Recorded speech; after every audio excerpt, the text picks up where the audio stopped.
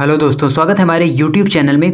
और इस समय हम पढ़ रहे हैं SSC MTS के प्रीवियस ईयर क्वेश्चंस के बारे में, यानी जो भी जनरल नॉलेज के इंपॉर्टेंट क्वेश्चन हैं, प्रीवियस ईयर क्वेश्चंस हैं, उनके बारे में हम इस समय डिस्कस कर रहे हैं। और 6 क्लासेस इसकी ऑलरेडी हो चुकी हैं। आप हमारे चैनल के प्लेलिस्ट में जाएंगे, वहाँ पर आप इन क्वेश्चंस को देख सकते हैं। इस पूरी सीरीज को आप वहाँ से देख सकते हैं, क्योंकि पहले भी हमने जो CHSL एग्ज़ाम में आए हुए क्वेश्चन थे उनके बारे में डिस्कस किया। और अब MTS का एग्ज़ाम होने वाला है, तो उसके भी कई सारे ये प्रीवियस ईयर जो क्वेश्चन हैं हम डेली बेसिस पर डिस्कस करते हैं। इनको भी आप वहाँ से अच्छी तरीके से स्टडी कर सकते हैं। और कल से हम क्या करेंगे, थोड़े से जो इंपॉर्टेंट क्वेश्चन हैं, एक्सपेक्टेड क्वेश्चन हैं, जो कभी ना कभी SSC एग्ज़ाम्स में पूछे गए हैं, उन सभी की भी एक सीरीज स्टार्ट करेंगे, यानी वो क्वेश्चन हम यहाँ पर डिस्कस करेंगे।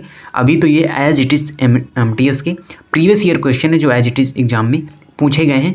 बट कल से हम कुछ एक्सपेक्टेड क्वेश्चन, इंपॉर्टेंट क्वेश्चन हैं जो कभी ना कभी एग्ज़ाम से पूछे गए हैं, उनके बारे में डिस्कस करेंगे। अभी हम बढ़ते हैं आज के पहले क्वेश्चन की ओर। और आज का हमारा पहला क्वेश्चन है, निम्न में से पूर्वी घाट की सबसे ऊंची चोटी कौन सी है? पूर्वी घाट का मतलब ये जो हमारा इंडिया है नीचे, तो इस वाले एरिया को हम कहते हैं वेस्टर्न घाट, यानी कि पश्चिमी घाट, पश्चिमी तट वाला एरिया। और इधर वाला होता है हमारा पूर्वी घाट वाला एरिया। तो ये होता है हमारा पूर्वी घाट, इधर हमारा है वेस्टर्न घाट, पश्चिमी घाट वाला एरिया। और तो जो हम आपको बताना है, पूर्वी घाट की सबसे ऊंची चोटी कौन सी है, तो इसका सही आंसर है अरमाकोंडा। अरमाकोंडा पूर्वी घाट की सबसे ऊंची चोटी है। उसके अलावा बात करें अगर हम धूपगढ़, तो धूपगढ़ महादेव हिल्स जो कि स्थित है कहाँ पर, MP में स्थित महादेव हिल्स की सबसे ऊंची चोटी है धूपगढ़। और यहीं पर पचमढ़ी पर्यटन स्थल भी स्थित है, जहाँ से सनसेट और सनराइज के जो व्यूज़ हैं वो आप यहाँ पर देख सकते हैं। उसके अलावा कलुमार पीक, ये भी एक पीक है। उसके अलावा नामचा बारवा, आपने नाम सुना होगा, तिब्बत वाले एरिया में ये हिल्स जो स्थित हैं, नामचा बारवा। बढ़ते हैं अगले क्वेश्चन की ओर। अगला क्वेश्चन है, इकोनॉमिक्स से निम्न अप्रत्यक्ष करों में कौन सा केंद्र सरकार द्वारा लिया जाता है? देखिए, कई सारे इनडायरेक्ट टैक्स होते हैं और कई सारे डायरेक्ट टैक्स होते हैं, जो कि कुछ राज्य सरकार के द्वारा लिए जाते हैं, कुछ केंद्र सरकार के द्वारा लिए जाते हैं। और अब तो खैर जो अन्य करते हैं, यानी सभी को मिलाकर GST एक कर बनाया गया। उसके अलावा कुछ ऐसे हैं जो GST से मुक्त हैं, कुछ प्रोडक्ट जिनमें राज्य सरकार और केंद्र सरकार दोनों के द्वारा टैक्स लिए जाते हैं। तो यहाँ पर आपको बताना है 4 टैक्सेस में कौन सा इनडायरेक्ट टैक्स है जो केंद्र सरकार के द्वारा लिया जाता है। तो इसका सही आंसर होगा सर्विस टैक्स। तो जो सेवा कर है, सर्विस टैक्स है, ये लिया जाता है, यानी अप्रत्यक्ष कर के रूप में केंद्र सरकार के द्वारा लिया जाने वाला ये एक कर है। बढ़ते हैं अगले क्वेश्चन की ओर। अगला क्वेश्चन है, 1906 में कलकत्ता में हुए कांग्रेस अधिवेशन का अध्यक्ष कौन था? देखिए, कई बार ये क्वेश्चंस पूछे जाते हैं कांग्रेस के अधिवेशन से रिलेटेड, कांग्रेस की मीटिंग से रिलेटेड, क्योंकि अलग अलग कई सारे अधिवेशन कांग्रेस के हुए और अलग अलग अध्यक्ष हर एक अधिवेशन में नियुक्त किया गया। तो यहाँ पर बात की जा रही है 1906 में हुए कलकत्ता अधिवेशन में कौन कांग्रेस का अध्यक्ष था? तो इसका सही आंसर है दादा भाई नौरोजी, जिन्हें ग्रैंड ओल्ड मैन की उपाधि भी दी जाती है।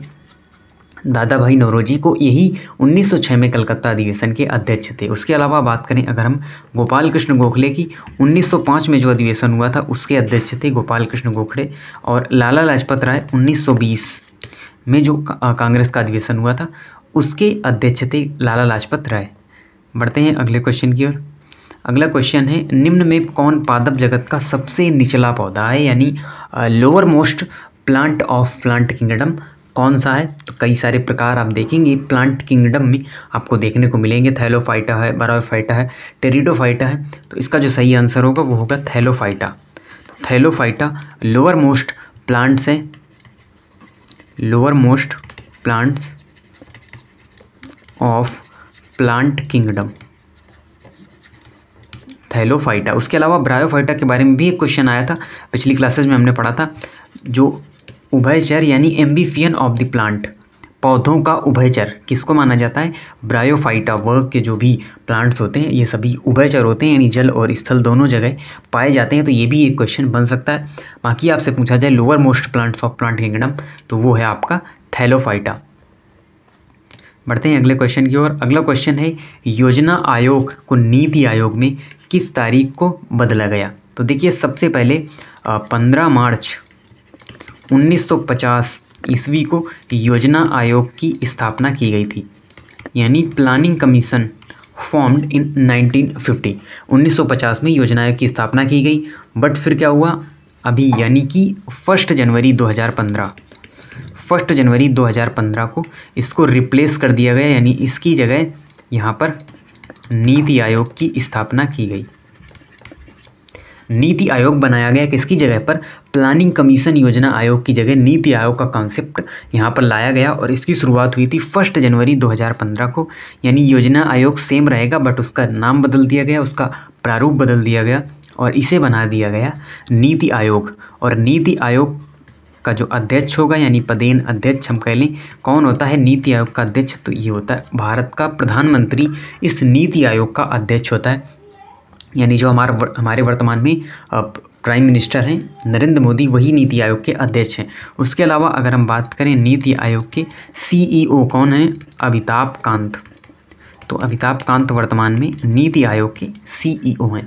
क्वेश्चन आपको याद रखना है 1 जनवरी 2015 इसका सही आंसर होगा। बढ़ते हैं अगले क्वेश्चन की ओर। टैलोनाइट कोबाल्ट और डैश का मिश्रण है, यानी टैलोनाइट एक मिश्र धातु है और ये किस किस के मिश्रण से बनती है, यानी talonite is a combination of which metals, किन धातुओं का ये मिश्रण है, जिनमें आपको 4 ऑप्शंस दिए हुए हैं। तो देखिए जो टैलोनाइट है तो ये कॉम्बिनेशन है किसका, कोबाल्ट, तो आपको दिया ही हुआ है ऑप्शन में। उसके अलावा कोबाल्ट प्लस क्रोमियम, तो इन दो को मिलाकर बनती है टैलोनाइट, यानी इसका सही आंसर होगा क्रोमियम। आपने और भी कई सारी मिश्र धातुओं के बारे में पढ़ा होगा, जिनमें आपका गन मेटल है, या आप देखेंगे जब पीतल किससे मिलकर बना होता है, तो कई सारी जो मिश्र धातुएं हैं वो हम पढ़ते हैं इनके दौरान। तो आपको इसमें याद रखना है कोबाल्ट और क्रोमियम, यानी C+C जो टैलोनाइट यहाँ पर बनता है। बढ़ते हैं अगले क्वेश्चन की ओर। अगला क्वेश्चन है राजघाट किसका समाधि स्थल है, यानी हम ये कह लें राजघाट किससे रिलेटेड है। ये एक मेमोरियल इसे हम इंग्लिश में कहते हैं, बट ये समाधि स्थल किसका समाधि स्थल है। 4 नाम आपको दिए हुए। तो देखिए दिल्ली में सभी जो प्रमुख नेता रहे, या ये कह लें प्रमुख पर्सन रहे हमारे देश के, उनके समाधि स्थल वहाँ पर बने हुए दिल्ली में। तो वहीं पर राजघाट स्थित है। तो राजघाट किसका समाधि स्थल है, तो ये है राष्ट्रपिता कहे जाने वाले महात्मा गांधी। तो महात्मा गांधी का जो समाधि स्थल है उसे ही राजघाट कहा जाता है। उसके अलावा अन्य जो मेमोरियल हैं, अन्य समाधि स्थल हैं उसी कॉम्प्लेक्स में बने हुए, तो उनके भी अलग अलग नाम हैं। जैसे जो इंदिरा गांधी का समाधि स्थल है उसे हम कहते हैं शक्ति स्थल, उसे शक्ति स्थल कहा जाता है। उसके अलावा राजीव गांधी, तो राजीव गांधी का जो समाधि स्थल है उसे वीर भूमि के नाम से जाना जाता है। और जवाहरलाल नेहरू का जो समाधि स्थल है उसे हम शांति वन के नाम से जानते हैं। तो अलग अलग इनके भी नाम आपको याद रखने, क्योंकि आज राजघाट पूछा गया है, हो सकता है आपसे इनके बारे में भी पूछ लिया जाए। Shakti Sthal is related to which person, आपको बताना है वहाँ पर इंदिरा गांधी। उसके अलावा बात करें अगर हम लाल बहादुर शास्त्री की, तो इनका जो समाधि स्थल है वो कहलाता है विजय घाट, यानी राजघाट महात्मा गांधी और विजय घाट लाल बहादुर शास्त्री। बढ़ते हैं अगले क्वेश्चन की ओर। अगला क्वेश्चन है पॉलिटी से किस संशोधन के अनुसार राष्ट्रपति संशोधन संबंधी अधिनियम को पास करने के लिए बाध्य है। देखिए पहले क्या होता था, पहले अगर कोई बिल राष्ट्रपति के पास भेजा गया तो उसको यानी पास करने के लिए वो बाध्य नहीं है, वो उस पर पुनर्विचार के लिए भी भेज सकता है या उसको अपने पास भी पॉकेट वीटो के अंतर्गत रख सकता है। बट फिर क्या हुआ, एक अमेंडमेंट किया गया इस कॉन्स्टिट्यूशन में, यानी संविधान में संशोधन किया गया कि राष्ट्रपति जो होगा अगर संशोधन संबंधी कोई भी अधिनियम बनाए जाते हैं तो उनको पास करने के लिए वो बाध्य होगा। यानी जो भी संसद से, लोकसभा से जो भी बिल पास होकर राष्ट्रपति के पास जाएगा संशोधन से रिलेटेड, यानी संविधान में अगर हमको कुछ संशोधन करना है तो उससे संबंधित पहले बिल पास किया जाता है, फिर वो बिल बनता है वहाँ पर कानून, जैसे ही राष्ट्रपति के हस्ताक्षर उस पर किए जाते हैं। तो यही एक संशोधन किया गया, तो वही आपको बताना है किस संशोधन के अंतर्गत राष्ट्रपति संशोधन संबंधी अधिनियम को पास करने के लिए बाध्य है। तो देखिए जो संशोधन संबंधी हमारे आर्टिकल 368 में ये प्रावधान दिया गया है कि संविधान को संशोधित किया जा सकता है, यानी संविधान का संशोधन किया जा सकता है, बट उसमें ये ध्यान रखना होता है कि जो उसकी मूल यानी मूल अवधारणा है उसको ना बदला जाए, जो उसकी प्रस्तावना है उस पर कोई भी इफेक्ट ना आए, बाकी आप उसमें संशोधन कर सकते हैं। और बहुत सारे यानी ये हम कह लें 100+ जो अमेंडमेंट्स हैं वो हमारे संविधान में किए जा चुके हैं। तो ये जो संशोधन हुआ था ये 24वां संशोधन था, वो भी कब 1971 में। तो 24वां संविधान संशोधन 1971 के तहत ये कानून बनाया गया कि राष्ट्रपति संशोधन संबंधी अधिनियम को पास करने के लिए बाध्य होगा।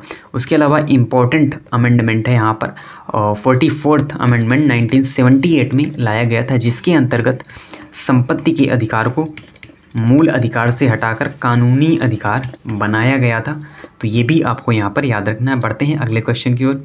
अगला क्वेश्चन है निम्नलिखित 4 प्राचीन सभ्यताओं में कौन सी सबसे बड़ी सभ्यता है। तो देखिए 4 सभ्यताओं के नाम दिए हुए हैं, यानी हम ये कह लें which civilization is largest civilization of following 4।